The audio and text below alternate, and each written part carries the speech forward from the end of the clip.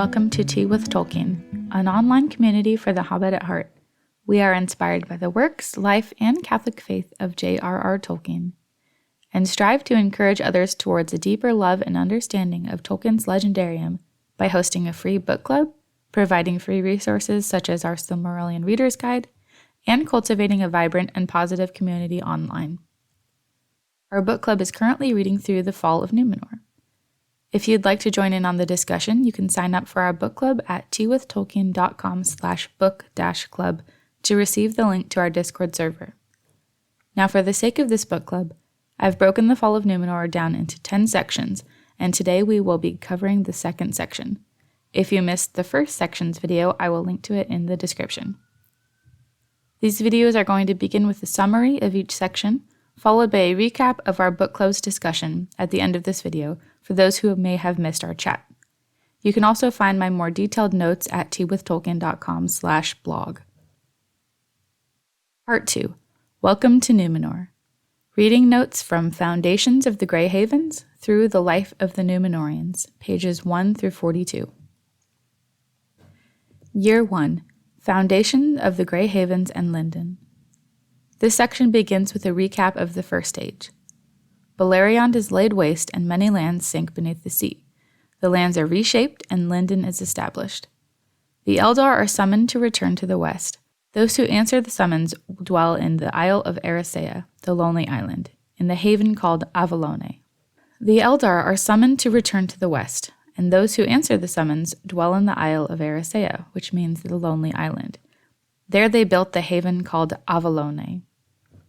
Some elves refused the summons and lingered in Middle-earth, unwilling yet to forsake the lands where they had fought and labored for so long. Tolkien calls this lingering a second fall, even though there was nothing technically wrong with their choices to stay behind, saying that they wanted to have their cake without eating it. The elves wanted to remain where their prestige was higher, where they had more freedoms, and those who remained became obsessed with fading and embalming. In this section, we get to hear a couple important name drops. Thranduil dwelt in Greenwood the Great, among the Sylvan elves who remained. In northern Lindon was Gil-galad, son of Fingon, and Elrond. In southern Lindon dwelt Celeborn and Galadriel, and in Eregion was Celebrimbor. Tolkien writes that some of the Noldor went to Eregion to be closer to Moria, where they had learned that the dwarves had discovered Mithril. In this period, the friendship between dwarves and elves had reached its height. On Celeborn and Galadriel. This section includes a note from Christopher. He says, "There is no part of the history of Middle-earth more full of problems than the story of Galadriel and Celeborn." He does, however, also write, Celeborn and Galadriel came to be regarded as the lord and lady of the Eldar in Eriador.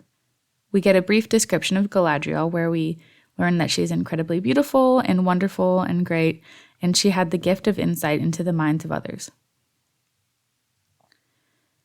In this time, the elves built the Grey Havens called Mithlond on the shores of the Gulf of Llŷn. There they were still free to return to Erisea. Now the choice of the sons of Eärendil is mentioned here. Elrond chose to be counted among elvenkind, and Elros chose to be counted among men. It's also noted that the children of Elrond were also given the same choice. And Tolkien writes, "For Elrond, therefore, all chances of the War of the Ring were fraught with sorrow." Year 32. The Edain reach Númenor. Tolkien writes, "To the fathers of men of the three faithful houses rich reward was also given." The Edain were descendants of the three tribes of men who had been friends and allies of the elves in the First Age, the House of Beor, the House of Haleth, and the folk of Marach. They were offered a chance to escape Middle-earth by the Valar after they had helped out with the War of Wrath. Longer lifespan was given to them, but their mortality could not be revoked, as that is the gift of Ilúvatar. The Maya Ase raised the island of Númenor from the sea, and it was established by Aule, enriched by Yavanna, and adorned with flowers and fountains by the Eldar. Númenor was located between Valinor and Middle-earth, but it was closer to Valinor. Names for Númenor: Andor, Elena, Starwards, Anadune, Westernesse, and Númenóre in the High Eldarin tongue. Now when it came time to depart, the Edain set sail from Middle-earth, guided by the Star of Eärendil, which is also called Rothinsil. This migration process took at least 50 years, and it ended only when Círdan would not provide any more ships or guides for the Edain. It is also noted here that Dunedain is the Sindarin name for the Númenóreans, and they were also called kings among men. The ban of the Valar. The Númenóreans were forbidden to sail west out of sight of their own shores, or to attempt to set foot on the Undying Lands, and for a long time they were content with this ban. Númenor began technically in the Second Age 32 when Elros ascended to the throne in Armanelas. The kings would take their titles in the forms of Quenya or the High Elven tongue. The geography of Númenor. Accurate maps of Númenor were destroyed at Númenor's downfall, so the map that we have is an estimation. But Númenor was shaped in a 5-pointed star. The 5 points of the star were Forastor, Andustar, Hyarnustar, Hyarostar, and Orastar, and the central region was called the Middlemar. In the Middlemar was mostly pastures, but it also contained the Meneltarma, the Pillar of Heavens, a 3,000-foot-high sacred mountain that we'll learn about in just a minute. The Forastar was the least fertile part of Númenor, with rocky cliffs and many eagles. The Andustar had 3 small bays, lots of cliffs, great woods, and it was the home of the Bay of Eldana, which faced towards Erisea. There was the haven of Eldalonde, where the Eldar came most often. The Hyarnustar was a mountainous region with vineyards and rivers, and fisher folk mostly dwelt here. In the Orastar, grain was grown, and there were many cliffs which were often wide enough to be habitable. At the end of this section, Tolkien writes, "The whole land was so posed as if it had been thrust upward out of the sea, but at the same time slightly tilted southward." The natural life of Númenor. Of men and beasts. Númenor was for the most part uninhabited before the coming of the Edain. No elves or men had lived there before, but there were some animals. These animals did not fear men, and their relationships were friendly and respectful. The Edain had brought with them animals and plants, so it is difficult to say which were indigenous to the island.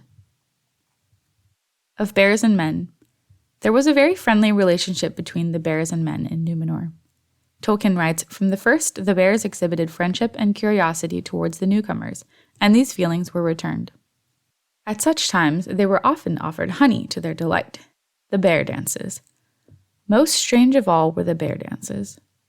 Tolkien writes, "To those not accustomed to the bears, the slow but dignified motions of the bears, sometimes as many as 50 or more together, appeared astonishing and comic, but it was understood by all admitted to the spectacle that there should be no open laughter.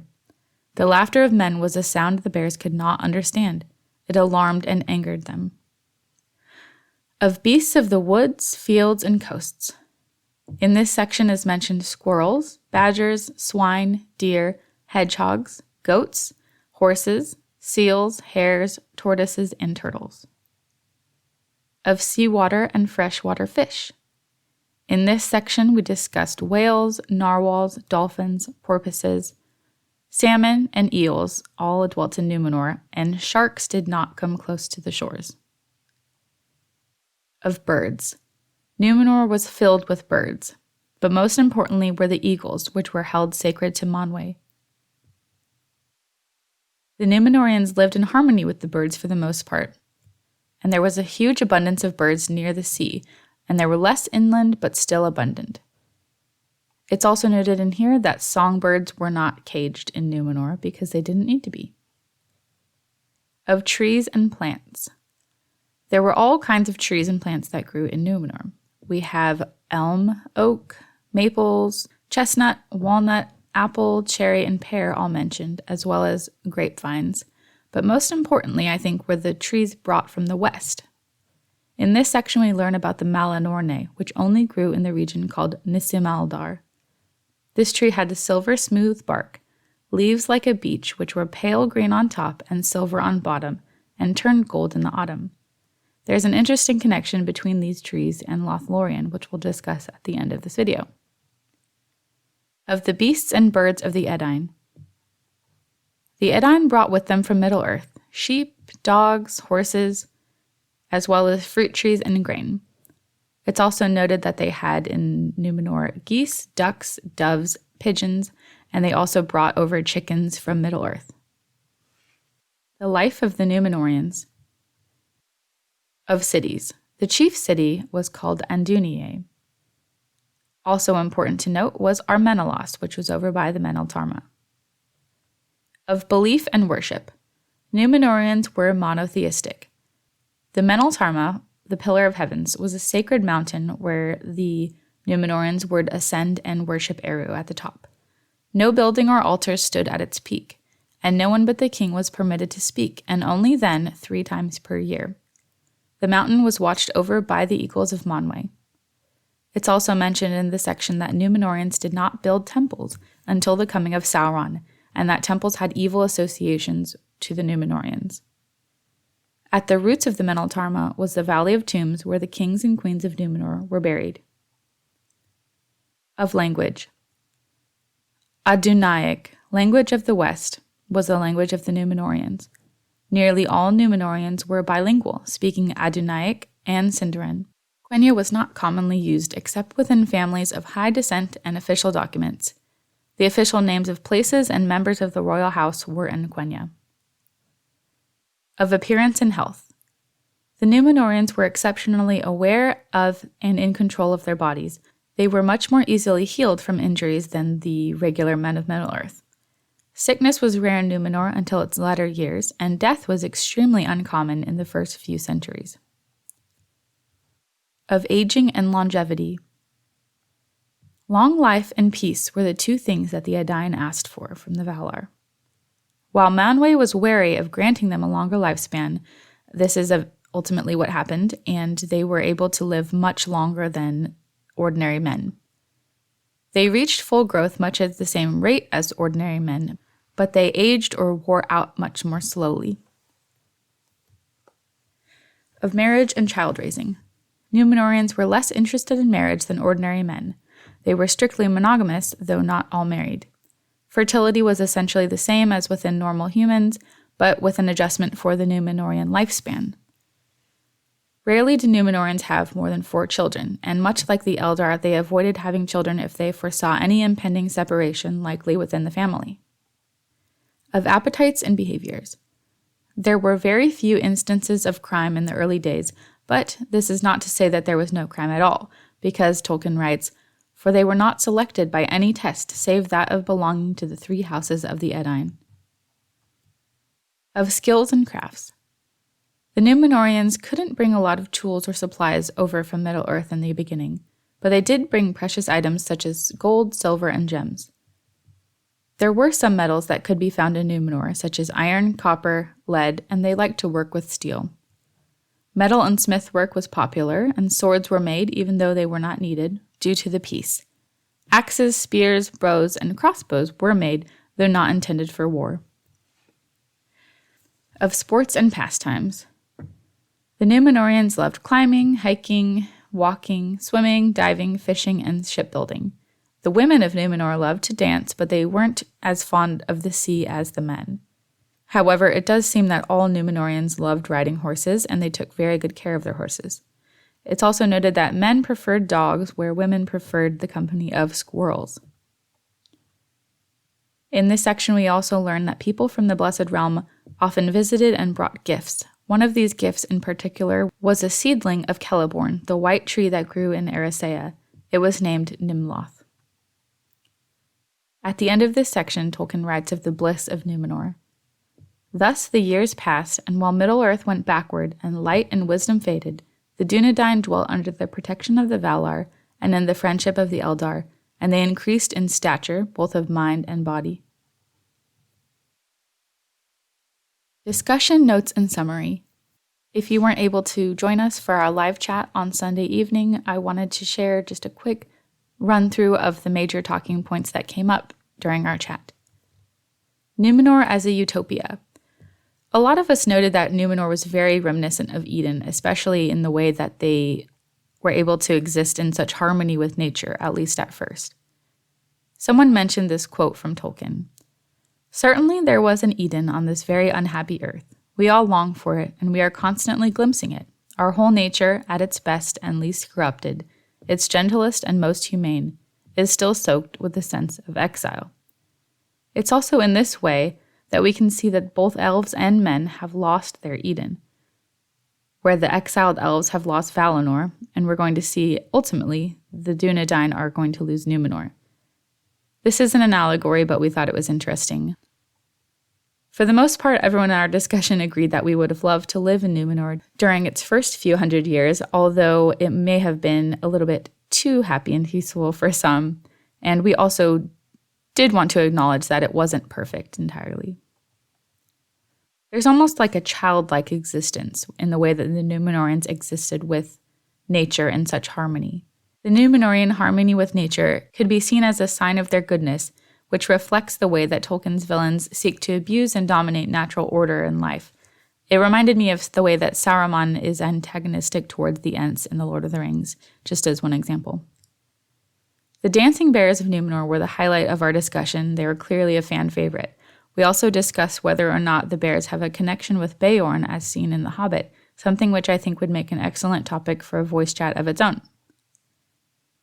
Discussion of Manwë. It was brought up that Manwë was nervous about the whole Númenórean project and seemed to keep a closer eye on them than any of the other Valar. We also talked about eagles and their association with Manwë, which sets them apart from other animals, such as bears. Absence of altars and temples in Númenor. There were no temples for Eru, which I think is very interesting, especially considering Tolkien's Catholic faith and the way that liturgy is very important to Catholicism.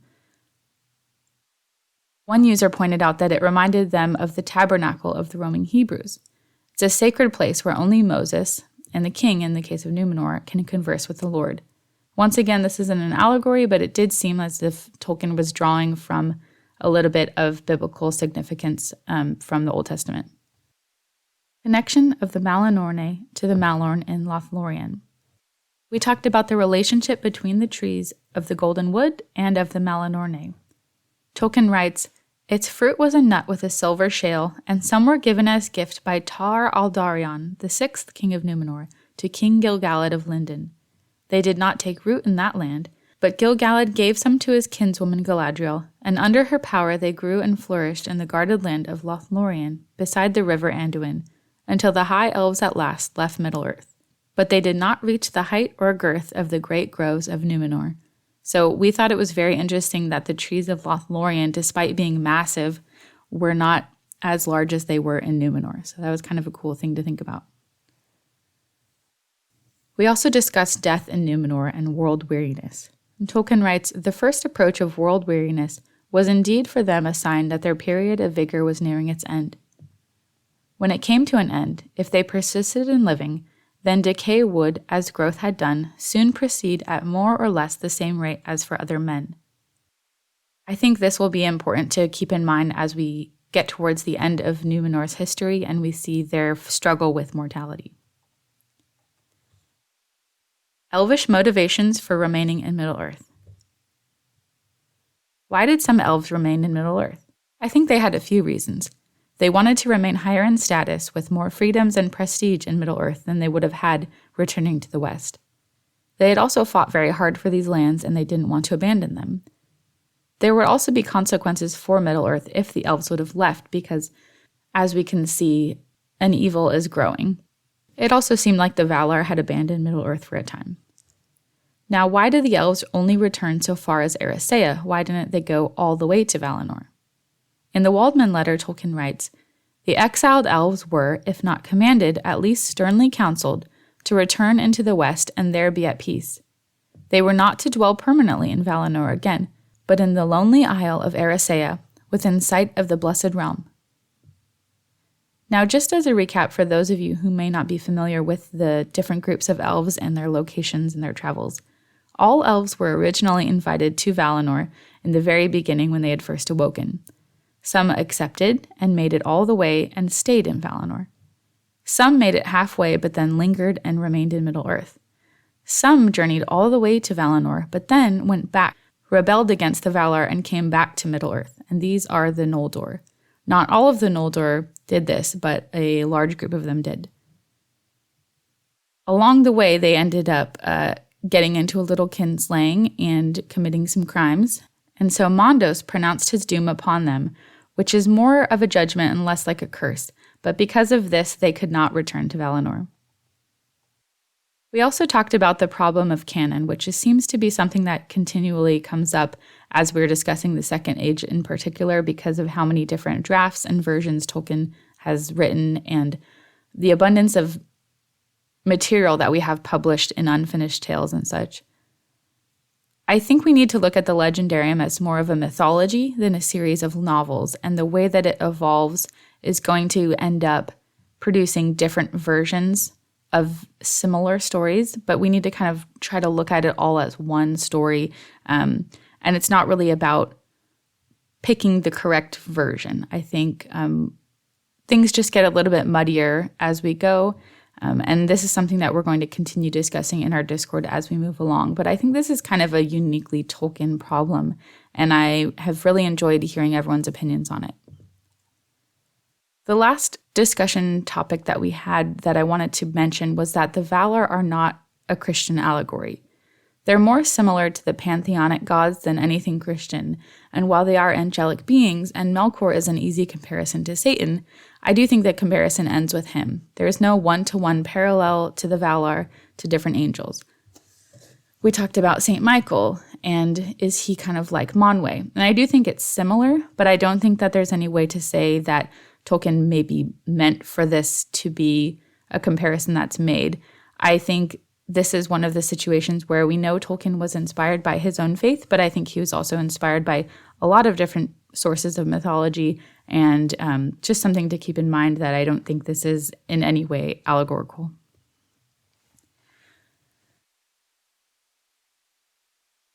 Now, before we wrap up, I just wanted to say thank you to our patrons for making all of these free resources possible, including this book club. Janet, Brian, Kathy, Susan, Libby, Stan, Gideon, John, Megan, Beth, Lumen Fide, Alan, Lacey, Chris, Michelangelo, Brian, Scott, Hannah, Sarah, Jim, and Susan, Jonathan, Carol, Carrie, Amanda, Jerome, Matt, Marianne, Catherine, Jane, Evelyn, Rebecca, The Tolkien Road, Matt, Teresa, Michael, Zach, Evelyn, Miracle Haven Garden, and Julian. And I'd like to thank our Discord premium supporters, Dawn and Higgy. If you'd like to support Tea with Tolkien by becoming a patron, you can learn more at patreon.com/teawithtolkien. Now, next week, we will be chatting about pages 43 through 65, which makes up part 3 of Fall of Númenor. Again, you can learn more about our book club at teawithtolkien.com/book-club. I will also be adding all of the links mentioned in our chat in the description. I'll also be leaving all of the links mentioned throughout the chat last week in our description, as well as in the Discord chat. Thanks so much for listening. I hope this was helpful, and I look forward to hearing your thoughts and opinions on the Fall of Númenor. If you have any questions for our group, or if you'd like to join us, we will be hanging out in the Tea with Tolkien Discord server. Until then, I hope you have a wonderful day, and I will talk to you all soon.